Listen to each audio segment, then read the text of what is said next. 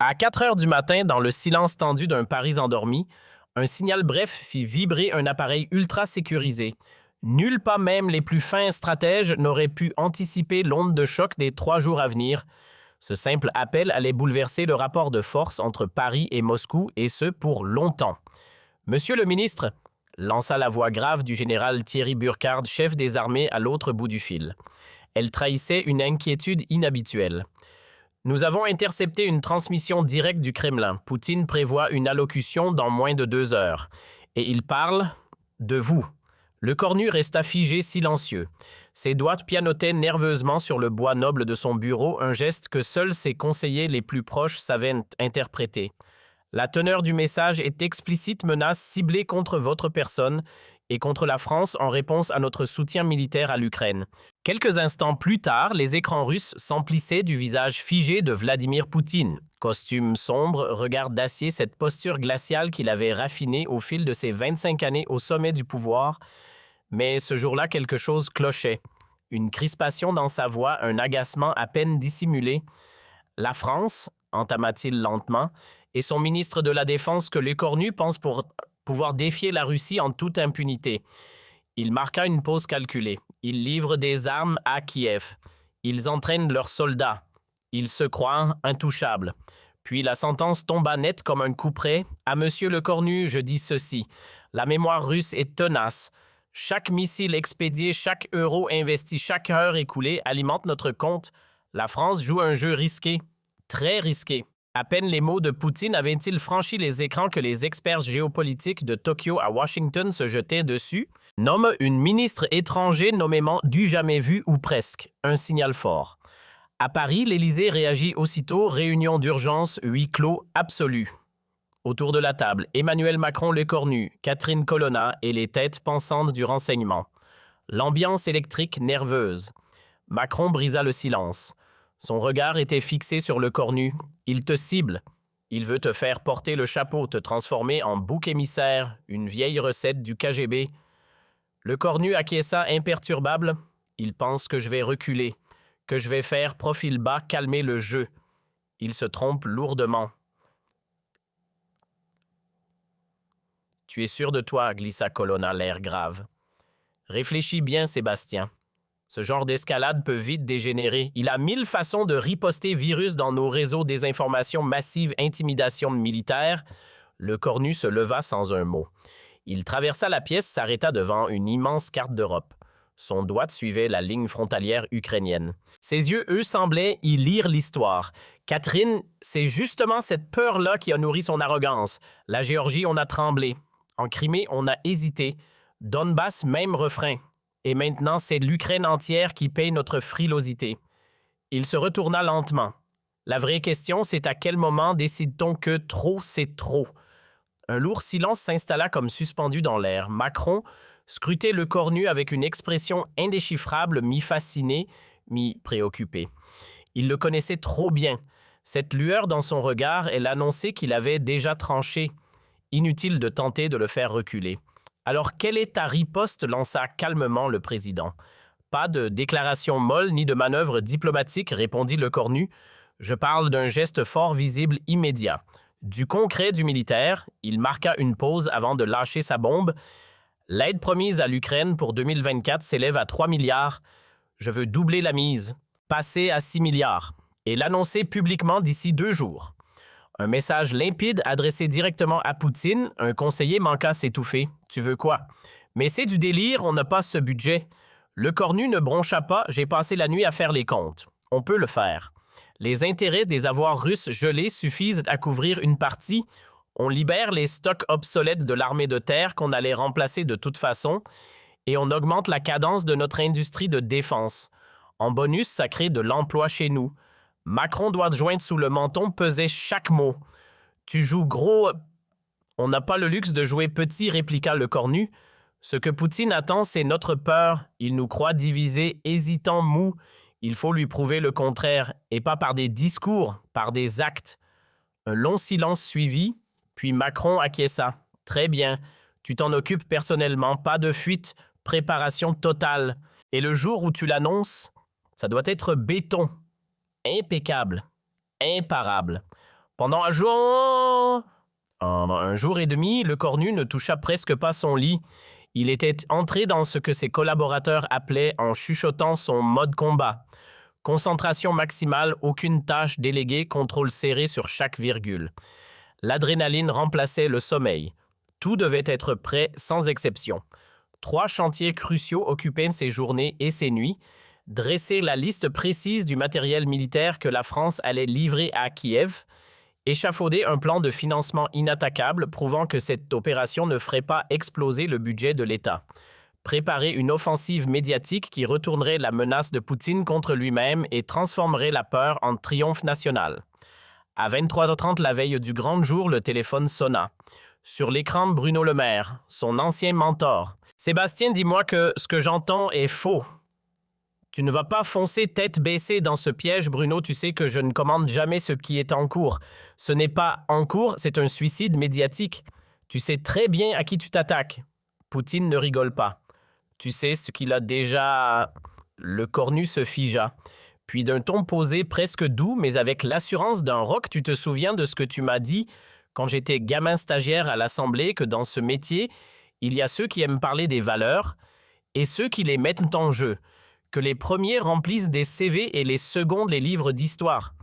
Il fit une pause. Eh bien moi, je préfère faire de l'histoire. 9 heures, le jour s'était levé, mais dans la salle, l'air était aussi dense qu'avant une tempête. Caméra prête, micro ouvert, stylo suspendu. Journalistes venus de Paris, Berlin, Washington. Même quelques voix russes en exil avaient fait le déplacement. Tous savaient ce matin quelque chose d'inédit allait se produire. Le cornu monta sur scène. Pas de fiche, pas d'écran, pas d'oreillette. Rien que lui et une détermination inébranlable. Il posa ses mains sur le pupitre, fixa la salle et lança d'une voix ferme sans trembler « Mesdames, Messieurs ». Un silence presque religieux s'abattit. Il y a 2 jours, le président de la Russie a pris soin de prononcer mon nom à la télévision. Il m'a menacé, moi et à travers moi la France tout entière. Je suis ici pour répondre. Dans la salle, les dos se redressèrent, les visages se figèrent. Un ministre français qui s'adresse frontalement à Vladimir Poutine du jamais vu. Le cornu continua imperturbable. Monsieur Poutine pense que l'intimidation fait taire, que la peur paralyse. Il a tort. Chaque mot de menace, chaque posture agressive ne fera qu'une seule chose, renforcer notre volonté de soutenir l'Ukraine. Il marqua un temps. Long, juste ce qu'il faut pour que chaque mot précédent continue de vibrer dans l'air. Puis, posément, il lâcha la nouvelle. En réponse directe, je vous annonce ceci. L'aide militaire française à l'Ukraine sera doublée. Nous ne donnerons pas 3, mais 6 milliards d'euros. Un frisson parcourut la salle, des chuchotements étouffés, des regards qui se croisent, des mains qui accélèrent la prise de notes. Il continua chaque mot, pesé comme une balle dans le chargeur. Cette enveloppe inclura 518 pièces d'artillerie. César, un chiffre supérieur à l'inventaire de notre propre armée. À cela s'ajoutent des milliers d'obus de 155 mm, des drones de reconnaissance, fabriqués en France, des missiles Scalp, des blindés des systèmes de défense antiaérienne, et surtout la formation intensive de milliers de soldats ukrainiens ici sur notre territoire. Il marqua une pause, prit une gorgée d'eau. Son regard se durcit. « Monsieur Poutine, vous avez affirmé que votre pays n'oublie rien. Permettez-moi, Monsieur Poutine, de rafraîchir cette mémoire dont vous vous vantez tant. Car vous n'êtes pas les seuls à avoir le souvenir long. La France, elle aussi, se souvient. Elle se souvient de 1812, quand vos aïeux se sont battus contre l'armée de Napoléon, non pas pour des idéaux, mais parce qu'ils n'avaient pas le choix, c'était résister ou disparaître. Elle se souvient de 14-18, où la Russie et la France marchaient côte à côte contre l'expansion allemande. Elle se souvient de 1944, quand les soldats soviétiques ont versé leur sang pour libérer l'Europe de l'ombre nazie. Mais notre mémoire ne s'arrête pas là.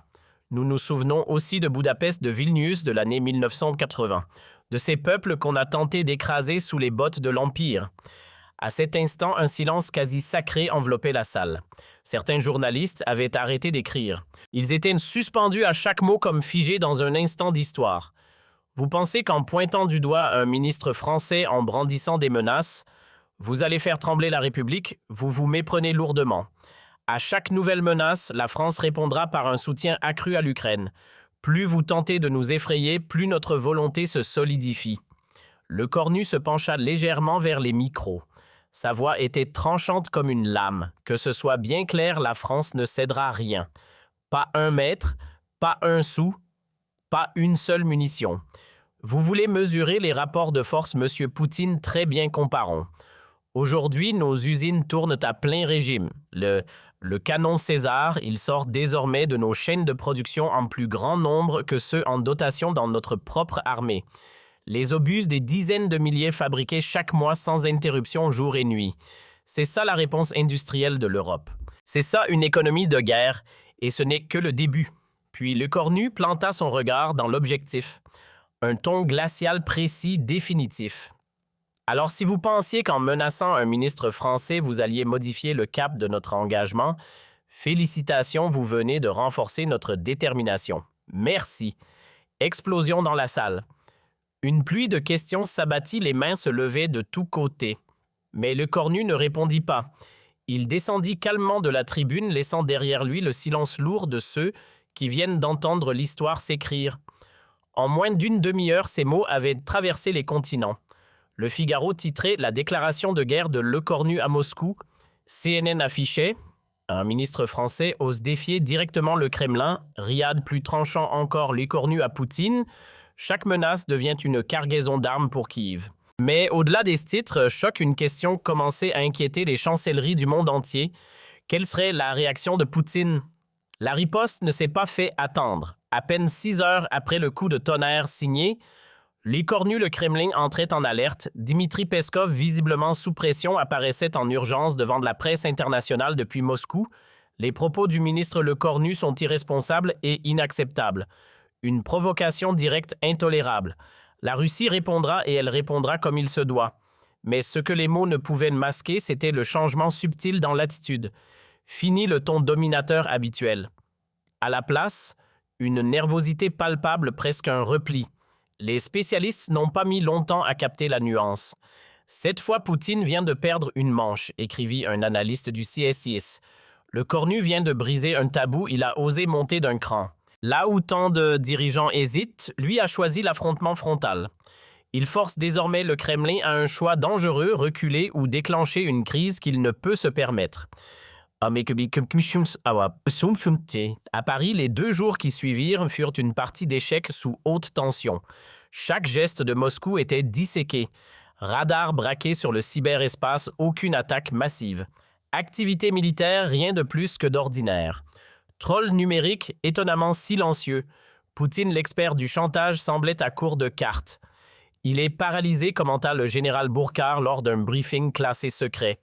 Tu as retourné la situation. Il pensait intimider et tu l'as forcé à choisir riposter et confirmer ta théorie ou se taire et perdre la face.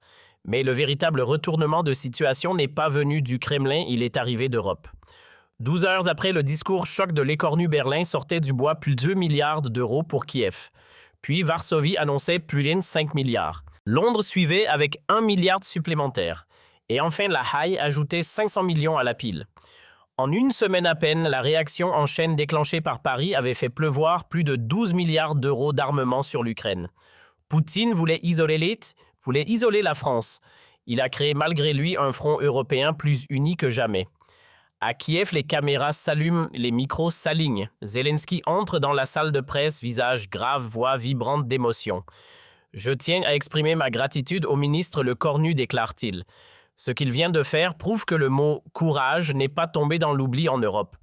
Quand un dictateur lève la voix, il existe encore des dirigeants prêts à se lever sans trembler. Mais pendant que l'Ukraine applaudissait à Paris, les couloirs de l'Élysée frémissaient.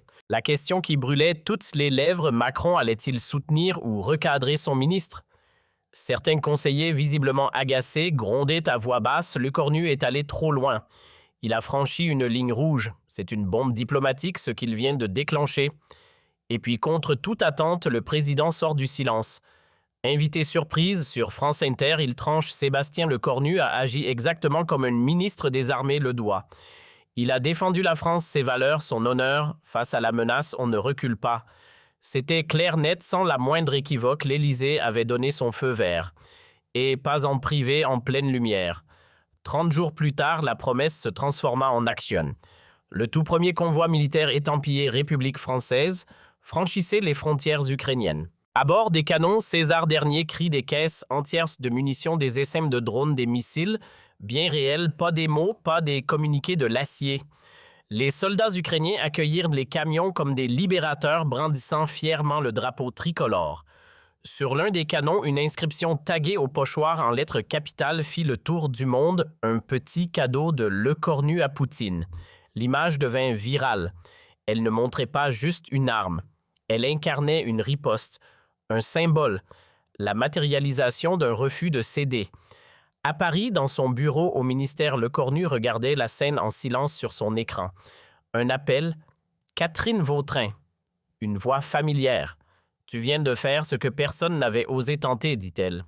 Tu as appelé le bluff de Poutine. Ce n'était pas du bluff, Catherine. Il était prêt à aller jusqu'au bout. Et c'est justement pour ça que ta réponse a compté. Tu lui as montré qu'on sait être aussi déterminé que lui, peut-être même davantage. Lecornu esquissa un sourire fatigué mais sincère. Tu veux savoir ce qu'il a vraiment raté, Catherine? Il croyait que ses menaces me feraient peur. Mais il n'a jamais compris que ce qui m'effraie vraiment, c'est ce qui arrivera si on ne l'arrête pas. 3 mois plus tard, à Bruxelles, au cœur d'un sommet européen d'automne, un moment inattendu attira tous les regards. Lors d'une séance à huis clos, un diplomate russe visiblement excédé lâcha devant ses homologues « Votre ministre de la Défense, ce Lecornu, il est devenu un frein majeur aux relations entre la Russie et l'Europe. » À peine le temps de finir sa phrase qu'un représentant allemand lui répondit du tac au tac « Non, ce que vous appelez un frein, nous l'appelons un exemple. Lecornu incarne désormais la bonne manière de vous répondre et nous sommes nombreux à suivre sa voix. Le message était clair et cette fois officiel. Lecornu n'était plus simplement un ministre français, il était devenu le visage d'une Europe qui ne plie plus, le symbole d'un continent qui regarde enfin Moscou dans les yeux. Et dans les couloirs feutrés du Kremlin, les blagues sur le petit ministre impétueux avaient disparu. Désormais, c'était du respect à contre-cœur, celui qu'on réserve à un rival qu'on a mal jugé. D'après des fuites, Poutine lui-même aurait admis lors d'un conseil restreint Lecornu « Je me suis trompé, il ne respecte pas les codes habituels. » Et un général russe aurait renchéri, mi-moqueur, mi-fataliste. « L'erreur, ce n'est pas lui, monsieur le président, c'est nous. On l'a menacé et on l'a rendu légendaire. » 6 mois après ce premier affrontement, l'armée ukrainienne lançait sa grande contre-offensive dans la région de Kherson. Et au cœur de l'opération, les canons César Made in France. Grâce à leur précision chirurgicale, leur rapidité de déploiement et leur puissance, les Ukrainiens reprenaient du terrain. Et à chaque tir, on entendait symboliquement l'écho de la réponse de Lecornu. Chaque village libéré rappelait que la volonté peut l'emporter sur la peur. Les stratèges commencèrent même à lui donner un nom, l'effet Lecornu. Une théorie simple, une réaction ferme et immédiate face à Moscou, crée plus d'unité et d'impact que 10 sommets diplomatiques hésitants. À Paris, Lecornu poursuivait sa mission, inlassable. Mais un détail l'avait changé, il recevait désormais des appels venus de toute l'Europe. « Sébastien, comment tu ferais face à cette menace de Moscou? Et si on veut répondre, mais sans faire exploser le conflit ?» Et sa réponse restait toujours la même, avec fermeté. Tout de suite, et pas avec des discours, avec des actes. L'industrie de défense française, longtemps discrète dans les classements mondiaux, explosait désormais comme jamais. Les demandes affluaient de partout et pas seulement de Kiev. Des capitales européennes sonnaient à la porte, les États de Baltes réclamaient des Césars. Varsovie voulait mettre la main sur des missiles Escalp. Helsinki demandait des systèmes antiaériens dernier cri. Et toutes ces voix disaient la même chose presque mot pour mot. On choisit la France parce que vous avez prouvé que vos armes ne servent pas juste à parader mais à défendre ce qui compte. Puis, en septembre 2025, un autre tremblement de terre politique, Sébastien Lecornu nommé Premier ministre de la République française.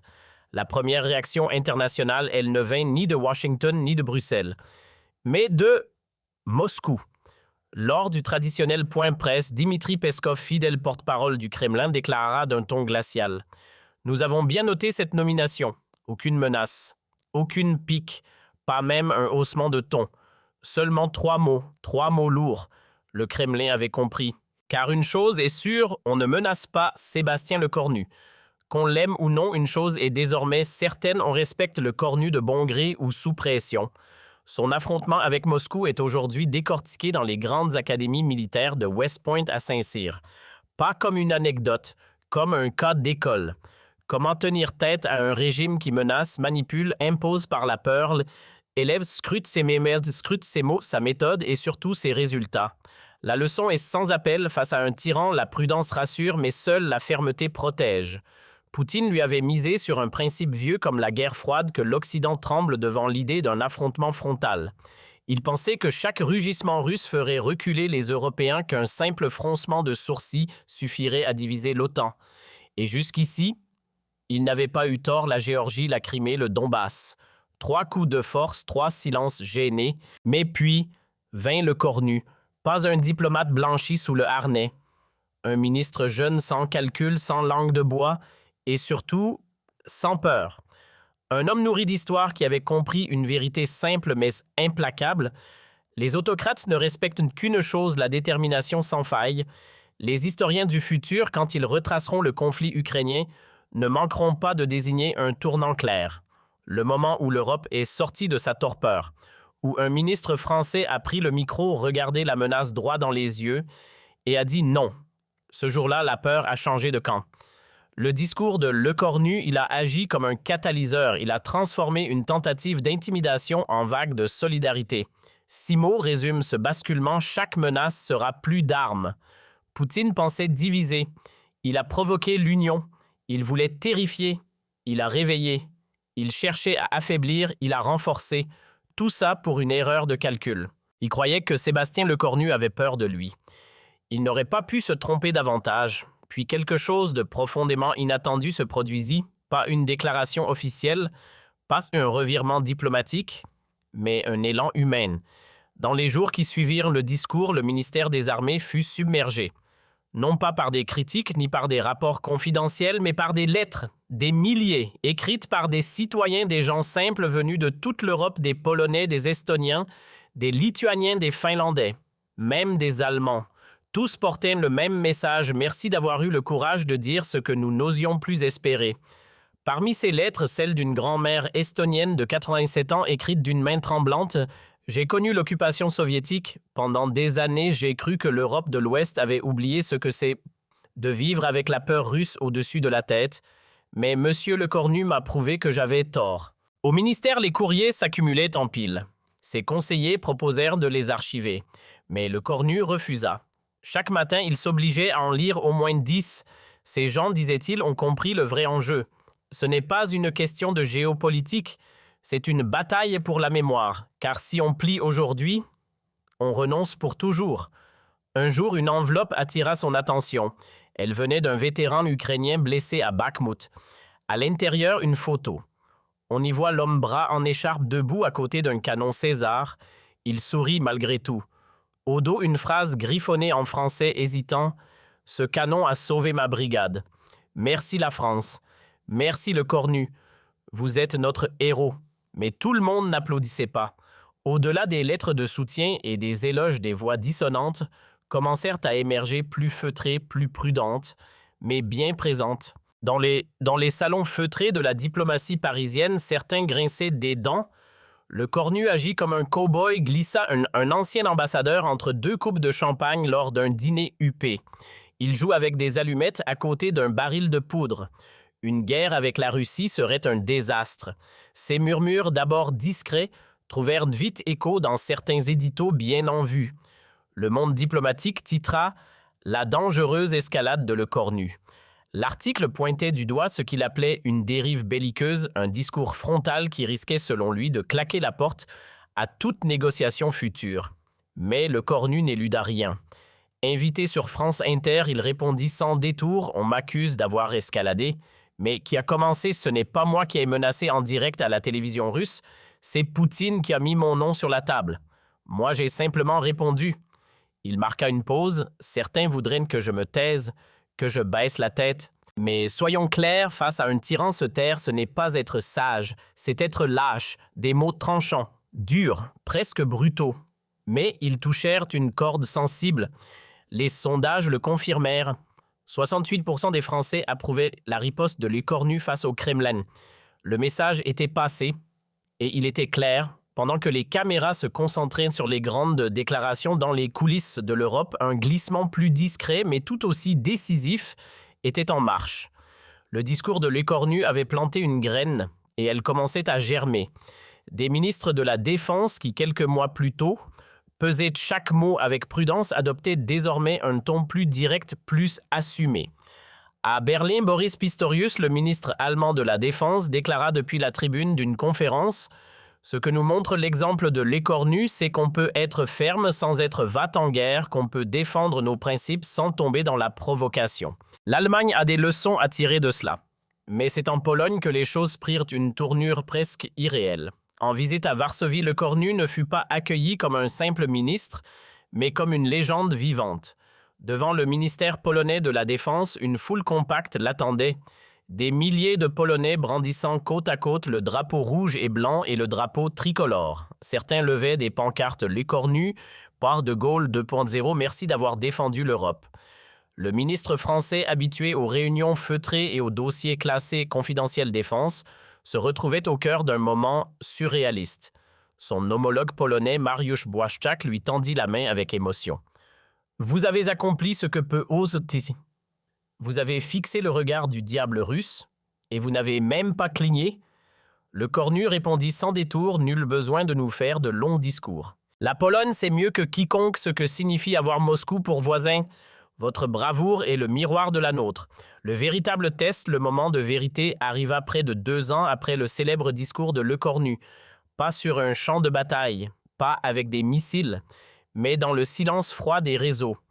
Une cyberattaque massive frappa la France. Les hôpitaux, les centrales électriques, les systèmes de transport, tout fut visé simultanément. Précise, coordonnée, incontestablement sophistiquée. Les empreintes numériques laissées derrière ne laissaient aucun doute. La Russie venait de riposter, pas avec des tanks, mais avec des lignes de code. Pas pour tuer, mais pour paralyser et faire peur. Dans la cellule de crise de l'Élysée, Macron-Lecornu et les responsables de la sécurité nationale se réunirent dans l'urgence. Le directeur de l'ANSI, l'Agence française de cybersécurité, prit la parole. « Nous avons neutralisé 90% de l'attaque. Les pare-feux ont tenu, mais quelques systèmes ont été touchés. Aucun effondrement, mais les dégâts sont là. Réels, visibles. » Un silence tendu s'abattit sur la pièce, puis tous les regards se tournèrent inévitablement vers Lecornu. Certains s'attendaient à ce qu'il recule, qu'il admette que sa posture intransigeante avait provoqué cette offensive, mais il ne céda rien. C'est exactement le piège, dit-il d'une voix calme. Ce que Poutine veut, c'est ça, nous faire croire que tout est de notre faute. Il fit quelques pas les mains croisées dans le dos, puis s'arrêta devant la grande baie vitrée donnant sur la Seine. Il veut qu'on se dise que si j'avais été plus conciliant, il n'aurait pas riposté. Mais c'est un mensonge. Ce n'est pas ma réponse qui l'a motivé. C'est notre engagement pour l'Ukraine. Il se retourna vers la salle. Cette cyberattaque aurait eu lieu que j'ai parlé ou non. La seule différence, c'est qu'aujourd'hui, l'Europe entière voit clairement qui est l'agresseur. Face à l'attaque, la question tomba simple et directe. Alors Sébastien, on répond comment, demanda Macron. Lecornu n'hésita pas une seconde, on triple le budget dédié à la cyberdéfense. On ouvre nos technologies à tous les membres de l'Union. On crée un véritable bouclier numérique européen. Et surtout, on le dit haut et fort, on explique pourquoi. On expose les méthodes russes, pas de zone grise, de la transparence, de la dissuasion. Le message était clair, chaque agression russe deviendrait un levier pour renforcer l'Europe. Poutine ne faisait plus face à un seul ministre déterminé. Il affrontait un écosystème entier qui s'adaptait et ripostait intelligemment. Et les résultats furent immédiats. Dans les jours qui suivirent, plusieurs pays de l'UE signalèrent des attaques similaires. Mais cette fois, grâce au partage des données orchestrées par la France, la majorité furent bloquées avant de causer le moindre dommage, ironiquement ce que des années de traités européens n'avaient jamais réussi à créer. Poutine venait de l'initier par erreur une vraie alliance cyber. Le Premier ministre estonien le formula avec une pointe d'humour noir lors d'un sommet de crise. Il voulait fracturer l'Europe en frappant la France et il vient de nous souder pour de bon. Mais ce n'était pas fini. 6 mois après le fameux discours de Lecornu, un événement inattendu secoua les chancelleries. Le général russe Andrei Gouroulev, un proche du Kremlin, fit défection. Lors d'un briefing confidentiel organisé par les services français, il lâcha une bombe. Quand Poutine a décidé de menacer Lecornu en public, Plusieurs d'entre nous ont tenté de le dissuader, on lui a dit que c'était risqué. Mais il riait. Les Français, ils sont mous. Ils préféreront toujours leur fromage à un conflit, un silence. Ce qu'ils ne comprenaient pas, c'est qu'un peuple peut aimer la paix tout en étant prêt à se battre pour la protéger. Les révélations de Gouroulev confirmèrent ce que beaucoup pressentaient. Poutine n'avait pas seulement mal jugé le Cornu. Il avait mal évalué la détermination européenne et ce biais stratégique commençait à lui coûter cher. En octobre 2025, dans le calme feutré d'un dîner à l'Élysée, Macron et Le Cornu discutaient à venir. « Tu sais que ta nomination à Matignon va faire du bruit à Moscou » dit le président, un verre à la main. Le Cornu haussa les épaules sans perdre son calme. À ce stade, chaque geste provoque une réaction. La vraie question, ce n'est pas d'éviter les secousses russes, c'est de les transformer en ciment pour l'Europe. Macron sourit. Il savait qu'il venait d'élever un stratège, pas un simple ministre. Tu sais, lança un ancien collègue, le jeune ministre que tu étais en 2017 n'aurait jamais prononcé des mots de pareil. Ce n'est pas moi qui ai changé, répondit calmement Le Cornu, c'est le monde. Il marqua une pause, le regard ferme. En 2017, on croyait encore pouvoir tendre la main à la Russie. Aujourd'hui, on a compris, ce n'est pas un partenaire, c'est un rival. Et quand la réalité devient aussi nette, les discours s'ajustent. Le 9 septembre, lorsque la nouvelle tomba, Le Cornu, nommé Premier ministre de la France, les capitales mondiales, réagirent comme un orchestre bien accordé sauf une. À Washington, le département d'État salua un chef décidé à ne pas reculer face à l'agression. À Londres, le Premier ministre décrocha personnellement son téléphone. À Kiev, Zelensky se fendit d'un simple tweet « La France choisit la force, l'Ukraine applaudit ».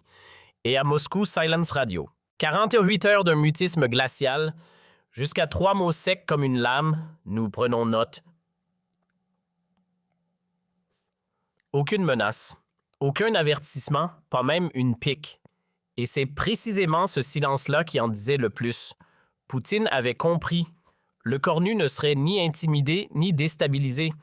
Aujourd'hui, dans les amphithéâtres des plus prestigieuses académies militaires de West Point à Sandhurst, en passant par Saint-Cyr, un nouveau dossier, est étudié avec sérieux. Le cas Les Cornu-Poutine, un duel diplomatique devenu modèle stratégique, un exercice de style, comment retourner une menace en levier d'unité, comment riposter sans basculer dans l'irréparable, comment faire d'un affrontement une leçon de leadership. Et c'est l'intéressé lui-même qui, devant les étudiants de Sciences Po, résuma la doctrine devenue doctrine européenne. Les dictateurs sont des testeurs de frontières. À chaque silence, ils entendent faiblesse. À chaque hésitation, ils flairent une brèche. Le seul langage qu'ils comprennent, c'est celui d'une volonté ferme comme l'acier. Un principe clair, une boussole dans la tempête. La main d'un jeune étudiant se leva au fond de l'amphithéâtre. « Monsieur le Premier ministre, vous n'avez jamais craint que votre réponse enflamme un conflit hors de contrôle. » Le Cornu le fixa un instant sans détourner le regard. Puis il répondit sans détour, « Évidemment que j'ai eu peur. Il faudrait être inconscient pour ne pas l'être. » Mais ce qui m'effrayait encore plus, c'était le prix du silence. Ce que coûte l'inaction face à un tyran, l'histoire l'a déjà écrit et en lettres de sang. Il s'interrompit un instant. Puis d'un ton grave, 1938, Munich, Chamberlain rentre chez lui en agitant un papier et en promettant « la paix pour notre temps ». Moins d'1 an plus tard, le monde brûlait. Pourquoi? Parce que Hitler a vu dans la main tendue non pas une offre, mais une faiblesse. Et moi, cette leçon-là, je l'ai apprise, gravée. Je me suis juré de ne jamais rejouer cette tragédie. D'après des fuites issues des services de renseignement occidentaux, un document bien particulier circule dans les sous-sols du Kremlin. Son titre, « Problème Les Cornu ». Des centaines de pages. Des stratégies, des profils psychologiques, des simulations. Tous les moyens envisagés pour contenir, ralentir, discréditer le Premier ministre français. Mais à chaque fois, la même impasse. Impossible à corrompre, impossible à effrayer, impossible à manipuler. Un analyste russe, dans une note confidentielle, aurait résumé la situation ainsi. Le Cornu incarne une nouvelle génération de dirigeants occidentaux. Il ne tremble pas devant Moscou et ce courage est contagieux. Pire encore, il donne des idées à d'autres. C'est devenu une menace stratégique pour la Russie. Ce que les analystes redoutaient était pourtant juste. Entre 2024 et 2025, l'Europe a changé de ton lentement d'abord, mais profondément. Les termes comme « dialogue constructif » ou « désescalade nécessaire » ont peu à peu disparu des discours. À leur place, dissuasion, fermeté, Réponse claire. Un glissement sémantique, oui, mais surtout un basculement d'état d'esprit. Et au cœur de cette mue, un nom revenait sans cesse, Sébastien Lecornu. Il ne s'agissait plus seulement d'un ministre ni même d'un chef de gouvernement. Il était devenu un repère moral, celui qui, dans la tempête, avait tenu le cap. Mais cette histoire n'est pas finie. Pas encore. Poutine tient toujours les rênes du Kremlin. La guerre fait rage en Ukraine et les tensions Est-Ouest demeurent vives. Cependant, une chose fondamentale a changé. L'Europe ne baisse plus les yeux. Elle ne cherche plus à ménager le tyran. Elle a compris qu'entre les bombes et les baisers diplomatiques, il existe un troisième choix. Opposer la détermination à la menace. Résister calmement mais sans jamais céder. Dans son tout premier discours de politique générale en tant que Premier ministre, Lecornu ne tourna pas autour du pot. Il regarda l'Assemblée dans les yeux et lança cette phrase devenue depuis une devise « La France ne provoque pas la guerre, mais elle ne la fuit pas non plus. Nous voulons la paix, bien sûr, mais pas n'importe laquelle. Pas celle qu'on signe sur un champ de ruines. Pas celle qu'on obtient en se taisant à genoux. Ce que nous défendons, c'est la paix dans la liberté. Et cette paix-là, oui, elle vaut qu'on se batte pour elle. » Ce moment traversa l'Europe comme un éclair. Une déclaration simple mais chargée d'un message oublié. La liberté a un prix. Et ce prix, parfois, c'est le courage. Ironie de l'histoire, Poutine voulait faire de Lecornu un exemple, un avertissement. Mais il l'a élevé au rang de symbole.